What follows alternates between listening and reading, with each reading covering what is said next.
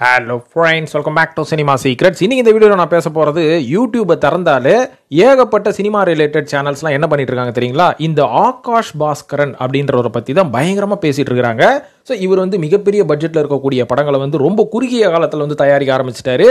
இன்னைக்கு இவரோட வீட்டுக்கு ஈடி ரைடு வந்தது மட்டும் கிடையாது, இவராலேயே சிம்பு, தனுஷ் மற்றும் ஒரு சில நடிகர்கள்லாம் மாட்டிக்கிட்டாங்கப்பா. ஸோ அவங்களோட வீட்லேயும் ஈடி ரைடு நடக்குது. ஸோ அந்த அளவுக்கு இவங்களெல்லாம் சிக்க வச்ச இந்த ஆகாஷ் பாஸ்கரன் யாருப்பா அவரு அப்படின்னு தான் டாபிக் பயங்கரமாக போயிட்டு இருக்குது. இதுக்கப்புறம் நான் கொஞ்சம் விசாரிச்சு பார்த்தோன்னே தான் தெரியுது, இவரை பற்றி ஏகப்பட்ட திடுக்கிடும் தகவல்கள்லாம் நம்மளுக்கு கிடைச்சிருக்கு நண்பர்களே. அதெல்லாம் என்னன்றதை பற்றி தான் இந்த வீடியோவில் நான் பேச போகிறேன் தெளிவாக. அதாவது இந்த ஆகாஷ் பாஸ்கரன் யார் அப்படின்னு நம்ம ஃபர்ஸ்ட் எடுத்துப்போம். அது மட்டும் இல்லாமல் இவர் எப்படி மாட்டிக்கிட்டாரு, எதனால் இவர் பேரில் இவ்வளோ பெரிய சர்ச்சை வந்தது அப்படின்ற விஷயத்த நம்ம இப்போ ஆரம்பிப்போமா. அதாவது சமீபத்தில் ஆகாஷ் பாஸ்கரன் அவரோட வீடு சென்னையில் எங்கே இருக்குன்னு பார்த்தீங்கன்னா இந்த எம்ஆர்சி நகர் அப்படின்ற மாதிரி சொல்லுவாங்க. அங்கே தான் இந்த சன் நிறுவனத்தோட மிகப்பெரிய ஆஃபீஸ் ஒன்று இருக்குது. கிட்டத்தட்ட 11 மாடிகள் கொண்ட ஆஃபீஸ் ஒன்று இருக்குது. அது பக்கத்தில் ஒரு மிகப்பெரிய அப்பார்ட்மெண்ட் இருக்குது. இந்த அப்பார்ட்மெண்ட்டில் தான் வந்து நயன்தாரா அவர்கள் கூட ஃப்ளாட் வச்சுருக்காங்க அப்படின்ற மாதிரிலாம் ஒரு சில மாதத்துக்கு முன்னாடி பயங்கர சர்ச்சை ஒன்று போச்சு, ஞாபகம் இருக்குதுங்களா? அதாவது நயன்தாரா அவர்கள் ஸ்விம்மிங் பூலில் உட்காந்துக்கிட்டு ஏகப்பட்ட கலாட்டாக்கள் பண்ணுறது, அதுக்கப்புறம் கார் பார்க்கிங்கில் கலாட்டா, வீட்டு வாசலில் ஒரு 30 செருப்பு இருக்குது அப்படின்ற மாதிரி அந்த ஃப்ளாட் வாசிகளே இவங்க மேலாம் கம்ப்ளைண்ட் பண்ணாங்க. அது ஒரு சர்ச்சையாக ஒரு சில மாதத்துக்கு முன்னாடி போச்சு. ஸோ அந்த ஃப்ளாட்டில் தான் ஆகாஷ் பாஸ்கரன் அவர்களும் குடியிருக்கிறார். ஸோ இவர் என்ன பண்ணியிருக்கிறாரு, ஒரு சில வாரத்துக்கு முன்னாடி வீட்டுக்குள்ளே ஒரு பார்ட்டி ஒன்று பண்ணியிருக்காருங்க. அந்த பார்ட்டியில் பார்த்தீங்கன்னா நயன்தாரா அவர்கள் வந்தாங்களா இல்லையான்னு தெரியல. அவனா அவங்களோட கணவர் விக்னேஷ் சிவன் அவர்கள் பார்ட்டிசிபேட் பண்ணியிருக்கிறாரு. ஏன்பா பார்ட்டிசிபேட் பண்ணுறதுக்கு அது என்ன கேம் ஷோ அப்படின்னு கேட்டிங்கன்னா அதுவும் ஒரு கேம் தாங்க. அந்த மாதிரி ஒரு கேம் ஆடிக்கிறாங்க உள்ள. அது என்ன கேம் அப்படின்றதெல்லாம் என் வாயை திறந்து சொல்ல முடியாது. ஸோ இந்த மாதிரி நம்ம வேற யாருங்க ஏற்கனவே சொன்ன பார்த்தீங்களா, விக்னேஷ் சிவன் அவர்கள், அதுக்கப்புறம் ஒரு சில ரஷ்யன் கேர்ள்ஸு, அதுக்கப்புறம் நடிகை காயாடு லோகர். ஸோ இவங்க வந்துருக்கிறாங்க. அதுக்கப்புறம் விஜய் டிவி பிரபலங்கள் ஏகப்பட்ட பேர் வந்து உள்ள சரியான பார்ட்டி நடந்துக்குது. இந்த பார்ட்டி நடந்தது மட்டும் இல்லாமல் அந்த பார்ட்டி வந்து அத்தனை பேருக்கும் ஆகாஷ் பாஸ்கரன் அவர்கள் ஒரு கிஃப்ட் குத்துக்கிறாரு. கிஃப்ட் அது என்ன கிஃப்ட் தெரியுமா? வேற ஒன்றும் இல்லைங்க, கிட்டத்தட்ட 35 லட்சம் மதிப்புள்ள கிஃப்ட் ஆம்பர் ஒன்று கொடுத்துக்கிறாரு. கிஃப்ட் ஆம்பரா? இது என்ன ரியாலிட்டி ஷோவா இது? சரி, கிஃப்ட் ஒரு கிஃப்ட் கொடுத்துக்கிறாருங்க, அவள் தாங்க. அது என்ன கிஃப்ட்னு தெரியல, ஆனால் அதோட வேல்யூ மட்டும் ஒரு 35 லட்ச ரூபா இருக்கும் அப்படின்ற மாதிரி சொல்கிறாங்க. ஸோ இந்த மாதிரியான கிஃப்டெல்லாம் அவர் கொடுத்துருக்கிறாரு அப்படின்னு சொல்லி உளவுத்துறைக்கு நியூஸ் பண்ணோன்னா, அது எப்படா டே வீட்டுக்கு கூப்பிட்டு பார்ட்டி கொடுக்குறதே பெரிய விஷயம், ஓசி சாரை குடிக்க வந்தவங்களுக்கு 35 லட்ச ரூபா கிஃப்டா? எப்படா அதெல்லாம் டே எங்கேருந்துடா அவங்களுக்கு காசு வருது? எங்களுக்குலாம் 10 பைசா இருக்க மாட்டேங்குதுடா. மாச கட்சியில் 20ஆம் தேதிக்கு மேலே கஷ்டப்படுறேன்டா காசு வர வரைக்கும் அப்படின்ற மாதிரி நம்மள பல பேர் புலம்பிருப்போம் இல்லைங்களா, இன்க்ளூடிங் மீ. ஸோ இந்த மாதிரி இருக்கும்போது 35 லட்ச ரூபா கிஃப்ட் கொடுத்தோன்னா இவர் மேலே கொஞ்சம் டவுட் வந்துருச்சு. யார் இந்த பையன், பார்க்கறதுக்கு சின்ன பையனாக இருக்கிறான், இந்த அளவுக்கு காசை செலவு பண்ணுகிறான் அப்படின்னு கொஞ்ச காலம் இவர் உட்காந்து வாட்ச் பண்ணிக்கிறாங்க. அதுக்கப்புறம் திடீர்னு பார்த்தா கிட்டத்தட்ட ஒரு 6 மாத காலங்களில் நம்ம தமிழ் சினிமாவில் இருக்கக்கூடிய முன்னணி நடிகர்களான சிவகார்த்திகேயன், அதுக்கப்புறம் நம்ம தனுஷ் அவர்கள், அப்புறம் சிம்பு அவர்கள், இவங்க 3 பேரை வச்சு ஒரு மிகப்பெரிய ப்ரொடக்ஷன் ஒன்று ஆரம்பிச்சாரு. கிட்டத்தட்ட அதுக்கே பார்த்தீங்கன்னா ஒரு 500 கோடி ரூபா செலவு பண்ணிடுறாராம். உதாரணத்துக்கு நம்ம STR 49 இவர் தான் ப்ரொடியூசரு. அதுக்கப்புறம் நம்ம தனுஷ் அவர்கள் தயாரித்தா என்னங்க வளர்னுக்கிறேன், அதாவது இயக்கி நடித்து கொண்டிருக்கும் இட்லி கடை அப்படின்ற படத்துக்கும் இவர் தான் தயாரிப்பாளர். இதுக்கப்புறம் நம்ம சிவகார்த்திகேயன் மற்றும் ஜெயம் ரவி அவர்கள் நடித்து கொண்டிருக்கும் அந்த பராசக்தி அப்படின்ற ஒரு படத்துக்கும் இவர் தான் தயாரிப்பாளர். ஸோ கூட்டி கழிச்சியை பார்த்தா 3 படத்தையும் கிட்டத்தட்ட ஒரு 6 மாதம் காலத்தில் இவர் ப்ரொடியூஸ் பண்ண ஆரம்பிச்சிருக்கிறாரு. அதுக்கு இவர் செலவு பண்ணது கிட்டத்தட்ட ஒரு 400 500 கோடி ரூபா. இதை கேள்விப்பட்டவொன்னே தான் நம்ம உளவுத்துறை உஷாராயிட்டாங்க. அட ஏடா இவன் 6 மாதத்தில் இவ்வளோ காசை இறக்குறான், முதல்ல இவன் யார், இவன் 35 லட்ச ரூபாய் கிஃப்ட் கொடுத்துனுக்கிறான், இப்படி பார்ட்டி பண்ணுறான். பார்ட்டினா உங்கள் வீட்டு பார்ட்டி எங்கள் வீட்டு பார்ட்டி கிடையாது, வாரம் வாரம் பார்ட்டி பண்ணுகிறான், பயங்கரமாக செலவு பண்ணுகிறான், ஒரு பார்ட்டிக்கு கோடி கணக்கில் செலவு பண்ணுகிறான் அப்படின்னு சொல்லி ஒரு ஆராய்ச்சி பண்ண ஆரம்பித்தோன்னு தான் ஒரு சில திடுக்கிடும் தகவல் தெரிய வந்தது. அது என்ன மேட்ரு அப்படின்னு பார்த்தீங்கன்னா, நம்ம ஆகாஷ் பாஸ்கரன் அவர்கள் பேசிக்கலி ஃப்ரம் ஈரோட கொங்கு பெல்ட்டுங்க. கொங்கு பெல்ட்டில் இருக்கக்கூடிய ஒரு வசதியான பணக்காரரோட பையங்க. அவங்க அப்பா கூட பார்த்தீங்கன்னா ரொம்ப ஃபேமஸான ஒரு ஜுவல்லரி ஷாப் அவங்க ஒன்று நடத்தினுக்கிறாரு. ஸோ அவரோட பையன் தான் இவர். அது மட்டும் இல்லாமல் இவர் வந்து சினிமா துறையில் வந்து கொஞ்சம் கெலியணும் அப்படின்ற மாதிரி ஆசைப்பட்டோன்னா அப்பாட்ட தான் போய் ஃபஸ்ட்டு கேட்டிருக்கிறாரு. கேட்டோன்னா அப்பா என்ன சொல்லிட்டுருக்காரு, உங்ககிட்ட வந்து கோடி கணக்கில் இருக்கிற காசை வந்து தூக்கி வாரி இறங்க முடியாது, நீ போய் முதல் ஒரு நல்ல ஒரு இன்ஸ்டியூட்டில் போய் படி, அதுக்கப்புறம் சினிமாவை பற்றி தெரிஞ்சுக்கோ, அதுக்கப்புறம் நான் உனக்கு வந்து சப்போர்ட் பண்ணுறேன் அப்படின்ற மாதிரி சொல்லியிருக்காரு. உடனே இவரும் சென்னைக்கு கிளம்பி வந்து விக்னேஷ் சிவன் அவர்கள்கிட்ட உதவி இயக்குனராக அவரோட ஒரு சில படங்கள் வந்து ஒர்க் பண்ணிக்கிறாரு. இதுக்கப்புறம் பார்த்தீங்கன்னா சென்னையில் ஏதாவது ஒன்று ஓட்டணும்ல, சோறு சாப்பிடணும்ல, சினிமாவில் போய் உதவி இயக்குனராக வேலை செஞ்சால் 10 பைசா தராது, சோத்துக்கே சிங்கி அடிக்கணும் அப்படின்றது இங்கே சினிமாவில் இருக்கக்கூடிய பல உதவி இயக்குனர்களுக்கு தெரிஞ்ச ஒரு விஷயம்தான். ஸோ அதனால் ஏதாவது ஒரு வகையில் காசு வரணும் அப்படின்னு சொல்லி ஒரு சில இன்வெஸ்ட்மெண்ட்டு பண்ண ஆரம்பிச்சிருக்காரு. அந்த இன்வெஸ்ட்மெண்ட்டில் இவர் செய்த ஒரு இன்வெஸ்ட்மெண்ட் என்னன்னு பார்த்தீங்கன்னா, நம்ம சென்னையை சுற்றி வேலவன் மோட்டார்ஸ் அப்படின்ற மாதிரி ஒரு பைக் ஷோரூம் ஒன்று இருக்குங்க. ஃபுல்லாக ராயல் என்ஃபீல்டு பைக்ஸாக விற்றுன்னு இருப்பாங்க. ஸோ இதை வந்து நடத்திட்டு வரவரே நம்ம ஆகாஷ் பாஸ்கரன் அவர்கள் தான் அப்படின்ற மாதிரி சொல்கிறாங்க. ஸோ இதிலிருந்து ஏகப்பட்ட பணம், அப்பாட்ட ஏகப்பட்ட பணம். இதையும் தாண்டி இன்னொரு இன்ட்ரெஸ்டிங்கான விஷயம் என்ன தெரியுங்களா? நம்ம திமுகவோட கல்வித்துறை அமைச்சர் இருக்கார் பார்த்தீங்களா, அன்பில் மகேஷ் பொய்யாமணி. ஸோ இவரோட நெருங்கிய உறவினர் தான் நம்ம ஆகாஷ் பாஸ்கரன் அவர்கள் அப்படின்ற மாதிரி சொல்கிறாங்க. ஸோ ஆப்வியஸ்லி அரசியல் பணம் உள்ள கண்டிப்பாக வந்திருக்கும், மிகப்பெரிய பணம் வந்திருக்கும். ஸோ அந்த மிகப்பெரிய பணத்தை வச்சு தான் இவர் வந்து சினிமாவில் ஒரு இன்வெஸ்டராக இறங்கியிருக்கிறாரு, தயாரிப்பாளராக இறங்கியிருக்கிறாரு அப்படின்ற மாதிரி சொல்லப்படுது. ஸோ இது வந்து நான் சொல்கிறது வந்து பொய்யோ உண்மையோ அப்படின்ற மாதிரி நீங்கள் யோசிச்சு பார்த்தீங்கன்னா, இன்னைக்கு என்ன நடந்துட்டு இருக்கு தமிழ் சினிமாலன்னு பார்த்தீங்கன்னா, இந்த அரசியல்வாதி மற்றும் இந்த கல்வி தந்தைகள் அப்படின்ற மாதிரி சொல்லுவாங்க பாருங்க, இவங்கள மாதிரி ஆளுங்களாம் இந்த பிளாக் மணியை ஒயிட்டா மாத்துறது சினிமாவில் தான். இது வந்து நேற்று இன்னைக்கு நடக்கிறது கிடையாதுங்க, இது காலங்காலமாக நடந்துன்னு இருக்குது.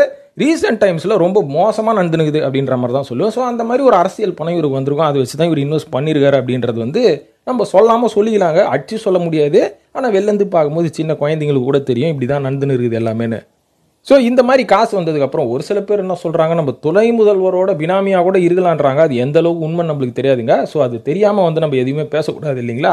ஸோ இந்த மாதிரி விஷயம் நடந்துனுக்குது. ஸோ இந்த காசை வச்சு தான் இவர் வந்து 3 படத்தில் இன்வெஸ்ட் பண்ணியிருக்காரு அப்படின்ற மாதிரி சொல்கிறாங்க. ஆனால் இவருக்கு சப்பக்கட்டு கட்டுறதுக்கு இந்த ஒரு சில இந்த வடை பேச்சுகள்லாம் வந்து அவனோட இன்டர்வியூஸ் எல்லாம் பார்த்தேன். இவனு வந்து என்ன சொல்கிறாங்கன்னு பார்த்தீங்கன்னா, இவருக்கு பயங்கர சப்பக்கட்டு முட்டு கொடுத்துனுக்குறாங்க.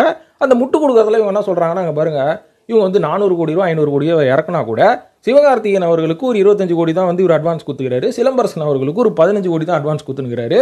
எதனால் அப்படின்னு பார்த்தீங்கன்னா, மீதி காசு ஏன் கொடுக்கலாம், மீதி காசு வந்து ரெவென்யூ ஷேரிங் அப்படின்ற ஒரு மிகப்பெரிய ஒரு டேர்ம்ஸ் அண்ட் கண்டிஷனை வந்து சினிமாவில் இவர் தான் வந்து தூங்கி வச்சிருக்காரு அப்படின்ற மாதிரி சொன்னார். நான் என்ன சொல்கிறேன்னு பார்த்தீங்கன்னா, ரெவென்யூ ஷேரிங்கிறது ரொம்ப காலமாகவே சினிமாவில் நடந்துனுக்குது. ஆனால் ஒரு சில நடிகர்கள் அந்த ரெவென்யூ ஷேரிங்குள்ளே வரமாட்டாங்க, ஒரு சில நடிகர்கள் வந்துருவாங்க. அப்படியே வந்தாலுமே கூட எனக்கு மிகப்பெரிய தொகையை வந்து நீ எனக்கு சம்பளமாக கொடுத்துட்டு மீதி காசை நான் வாங்கிக்கிறேன் அப்படின்ற மாதிரி. ஏன் நம்ம ரஜினி மற்றும் தளபதி விஜய், அஜித் அவர்கள்லாம் கூட ஒரு சில படங்களில் வந்து ரெவென்யூ ஷேரிங் பண்ணிக்கிறாங்க. ஆனால் இவங்க முட்டு கொடுக்கறது என்ன அப்படின்னு பார்த்தீங்கன்னா, இவர் வந்து டான் பிக்சர்ஸ்ன்ற ஒரு கம்பெனி ஓப்பன் பண்ணி இவர் தயாரிக்கூட படங்களில் மட்டும் தான் இவர் ரெவென்யூ ஷேரிங் மாதிரி ஹீரோக்களுக்கு பேசிட்டு இருக்காருன்னு. அப்படிலாம் கிடையாது நண்பர்களே. தமிழ் சினிமாவில் ஏகப்பட்ட நடிகர்கள் ரெவென்யூ ஷேரிங் காலங்காலமாக பண்ணிட்டு தான் இருக்கிறாங்க. இருந்தாலும் ஒரு சில தயாரிப்பாளர்கள் அதுக்கு ஒத்துக்க மாட்டாங்க. ஏன்னா ஒரு சில தயாரிப்பாளர்களுக்கு இந்த படம் வந்து சக்க போடு போடண்டா, இந்த ஹீரோ வந்தாலே முடிஞ்சு போச்சுரா கதை, செம காசு பார்த்துடலாம் அப்படின்னு பிளான் பண்ணி ரெவென்யூ ஷேரிங்க்கு வராமல் உங்களுக்கு நான் சம்பளத்தை குத்துறேன்னு சொல்லி இவங்க ஓவர்சீஸ் அப்படி இப்படின்னு பிஸ்னஸ் பயங்கரமாக பண்ணிவிடுவாங்க. ஆனால் ஒரு சில தயாரிப்பாளர்களுக்கு சின்ன ஹீரோக்களை போட்டு பண்ணுறனால கொஞ்சம் ரெவென்யூ ஷேரிங் அப்படின்ற மாதிரி பேசுவாங்க. ஆனால் இந்த முட்டு கொடுக்குற கைஸ் என்ன பண்ணுறாங்கன்னா, இவர் வந்து தான் அந்த ரெவென்யூ ஷேரிங் அப்படின்ற ஒரு மிகப்பெரிய ஒரு சிஸ்டத்தையே கொண்டு வந்தார் அப்படின்ற மாதிரி முட்டு குத்துனுக்குறாங்க இந்த வட பாய்ஸ். இது மட்டும் இல்லாமல் இன்னொரு முட்டு, உங்கள் வீட்டு முட்டு இல்லை எங்கள் வீட்டு முட்டு கிடையாதுங்க, அதில் ஒரு முட்டு கொடுத்தாங்க பாருங்க. பராசக்தி படப்பிடிப்பு வந்து ஏதோ ஒரு நாட்டில் போய் நின்றுது. அங்கே பார்த்தீங்கன்னா அந்த இடத்துல இருந்து பேமெண்ட்டை கிளியர் பண்ண முடியாமல், பேமெண்ட்டு கிளியர் பண்ணுறதுக்கு காசு இல்லாமல் அந்த க்ரூ வந்து அங்கேயே மாட்டிக்கிட்டாங்க. அதுக்கப்புறம் கடனை வாங்கி தான் வந்து அந்த பேமெண்ட்டையே கிளியர் பண்ணாங்களாம். ஸோ இந்த அளவுக்கு ரொம்ப கஷ்டப்படுறவங்க தான் டான் பிக்சர்ஸ் அப்படின்ற மாதிரி அந்த முட்டு கொடுக்குற வடபாய் சொன்னாங்க. ஸோ இதெல்லாம் கொஞ்சம் நம்புற மாதிரியா இருக்குங்க. வடிவேல் சொல்லுவார் பார்த்தீங்களா, ஏன்டா கனவாக இருந்தாலும் ஒரு நியாயம் வேணாமாடா அப்படின்ற மாதிரி சொல்லணும் இல்லைங்களா? ஸோ அதனால் ஒரு பொய்யா இருந்தாலும் ஒரு நியாயம் வேணாங்களாங்க, இந்த மாதிரிலாமாங்க முட்டு கொடுப்பீங்க அப்படின்ற மாதிரி யோசிக்க தோணுது. இது மட்டும் இல்லாமல் இந்த STR 49 படம் வந்து இந்த ED ரைட்னால நின்று போயிடுமா, இதனால் வந்து தமிழ் சினிமாவுக்கு மிகப்பெரிய லாஸாக. லைகா சந்திக்காத லாஸா, லைகாவை கூட்டின்னு வந்து வச்சு செஞ்சு அமிச்சிங்கல்ல தமிழ் சினிமா. இப்போ இந்த மாதிரி ஆளுங்களை வந்து இந்த மாதிரி மாட்டிக்க கூடாது, ED ரைடு வந்துட்டா முட்டு கொடுப்பீங்களா நீங்கள் அப்படின்ற மாதிரி யோசிக்க தோணுது. லைகா மாதிரி ஆளுங்க எவ்வளோ பெரிய காசு எடுத்துன்னு வந்தானுங்க, அவங்கள வச்சு செய்கிற வரைக்கும் இவங்களாம் என்ன பண்ணியிருந்தாங்க இந்த முட்டு பாய்ஸ் எல்லாம். இப்போ இவர் வீட்டுக்கு இன்கம் டேக்ஸ் ரைடு வந்ததுக்கப்புறம் இந்த மாதிரி குயோமியோன்னு கத்தினுக்கிறாங்க வெளில இருக்கிறவங்களாம். இது மட்டும் இல்லை, இதில் ஒரு சரியான தமாசான விஷயமே என்னன்னா, இவர்கிட்ட சம்பளம் வாங்கிய நம்ம சிவகார்த்திகேயன் வீட்லேயும் வந்து ரைடு நடக்குது, அதுக்கப்புறம் நம்ம சிம்பு வீட்லேயும் ரைடு நடக்குது, தனுஷ் வீட்லேயும் ரைடு நடக்குது. ஸோ இப்போ இவங்க எல்லாமே வசமாக சிக்கினாங்க. இப்போ தான் தெரிய போகுது இவங்க உண்மையாகவே 15 கோடி ரூபா அட்வான்ஸ் வாங்கிட்டு கப்புச்சிப்புன்னு மூடிட்டு இருந்தாங்களா, இல்லை ஏகப்பட்ட பணம் வந்து லாண்ட்ரிங் நடந்துருக்குதா. அது மட்டும் இல்லாமல் இவர் பார்ட்டி நடத்த மூடி வீட்டுக்கு போனாங்க பார்த்தீங்களா. ஸோ இவங்க எல்லாருக்கிட்டையும் இப்போ ரைடு நடக்க போகுது. அடுத்தது தமிழ் சினிமாவில் ஏகப்பட்ட பேர் மாட்ட போகிறாங்க. ஸோ மாட்டினதுக்கு அப்புறமா இவர் வெளில வந்து இவர் இன்னசென்ட்னு தெரிஞ்சதுக்கப்புறம் தான் இந்த பராசக்தி இட்லி கடை ஆல்மோஸ்ட் முடிஞ்சு போச்சு, பிரச்சனை கிடையாது. தனுஷ் அவர்களே வந்து வேற ப்ரொடியூசரை வச்சு கூட அந்த படத்தை வந்து முடிச்சிடுவார். STR அவர்களுக்கும் பிரச்சனை கிடையாது. இந்த STR 49 நடந்தா என்ன நடக்கலாம் என்ன, என் கையில் ஏகப்பட்ட படங்கள் இருக்குது, ஒரு 3 படம் நான் சைன் பண்ணியிருக்கேன், அந்த படத்தில் நான் கான்சென்ட்ரேட் பண்ண ஆரம்பிச்சிருவேன். ஆனால் சிவகார்த்திகேயன் தான் பாவம், ஏன்னா ஏற்கனவே மதராசி படமே ஒரு அந்தரத்தில் தொங்கிட்டு இருக்குது, ஒரு மாதம் ஷூட்டிங் இல்லாமல் தான் உட்காந்துக்கிறாரு. இப்போ தான் மதராசி படம் ஆரம்பிச்சிருக்குதா. இது மட்டும் இல்லாமல் இந்த பராசக்தியும் இப்படி பாதியிலே நின்று போச்சு. ஜெயம் ரவியாச்சும் பரவாயில்லைங்க, பராசக்தியில் நடித்தாலும் நடிகலனாலும் இன்னைக்கு அவர் யூடியூப்ல லைம் லைட்டில் தான் இருந்துருக்கிறார் அவரோட குடும்ப பிரச்சனையை வச்சு. ஸோ சிவகார்த்திகேயன் நிலமை தான் அந்தரத்தில் தொங்கிட்டு இருக்குது. ஸோ இந்த மாதிரியான தயாரிப்பாளர்கள் இந்த மாதிரியான ஒரு பிரச்சனையில் மாட்டும் போது நேர்மையாக இருந்தாங்கன்னா அவங்க வெளில வந்து படத்தை கண்டினியூஸ் பண்ணுவாங்க. ஐ மீன் ப்ரொடக்ஷனை கண்டினியூ பண்ணுவாங்க. ஆனால் இதுக்கு முன்னாடியே பார்த்தீங்கன்னா ஒரு சரியான ஒரு ஆள், அவரும் திமுகவை சேர்ந்தவர் தான். இந்த பவுட்ரு கோலமாவு கோகிலா பவுடரை வந்து ஒரு வியாபாரம் பண்ணிட்டு இருந்தனால அவரை நம்பி ஒரு சில இயக்குனர்கள் இறங்கி படத்தை வந்து இயக்கம் பண்ணி அந்த படங்கள்லாம் நல்ல படமாக இருந்தாலும் அவர் வந்து அந்த காலகட்டத்தில் மாட்டிக்கிட்டனால அந்த படங்கள்லாம் வெளிவராமே போச்சு, பாதியிலே நின்று போச்சு. அந்த இயக்குனரோட லைஃப் என்ன ஆகும், அந்த படத்தில் நடித்த நடிகர்களோட லைஃப் என்ன ஆகும். ஸோ அதனால் தமிழ் சினிமாவை பொறுத்த வரைக்கும் எவன் வேணாலும் காசு கொடுத்தா நான் படம் எடுப்பேன் அப்படின்ற ஒரு மனநிலையை தாண்டி ஒருத்தன் கொடுக்குறானா கடன் படத்தை முடிகிற அளவுக்கு அவன்கிட்ட வந்து ஒரு பட்ஜெட்டை வாங்கி நம்ம நல்ல படம் பண்ணணும் அப்படின்ற மாதிரி யோசிக்கணும். முன்னாடிலாம் ஸ்டுடியோஸ் வந்து படம் எடுத்துகிட்டு இருந்தாங்க. இன்றைக்கி ரியல் எஸ்டேட்டு, கல்வி தந்தைகள், அதுக்கப்புறம் அரசியல்வாதிகள்லாம் படம் எடுத்தா இப்படி தான் சினிமா துறையில் நல்ல படங்கள் ஆரம்பித்து முடியவும் முடியாமல் பாதியிலே தொங்கிட்டு இருக்கோம். இதனால் தமிழ் சினிமாவும் வளராது. ரசிகர்களும் தமிழ் சினிமாவை எடுத்துட்டு நான் மலையாளம் படம் பார்க்குறேன், KGF படம் பார்க்குறேன்னு ஊரை விட்டு ஓடி போயிடுவாங்க. ஸோ இதெல்லாம் வந்து தமிழ் சினிமாவுக்கு எந்த வகையிலையும் வந்து ஒரு ஆரோக்கியமான விஷயமே கிடையாது நண்பர்களே. இதெல்லாம் நீங்கள் தெரிஞ்சுக்கணும் அப்படின்றதுக்காக தான் இந்த வீடியோவில் இந்த பதிவை பற்றி நான் பேசுகிறேன்.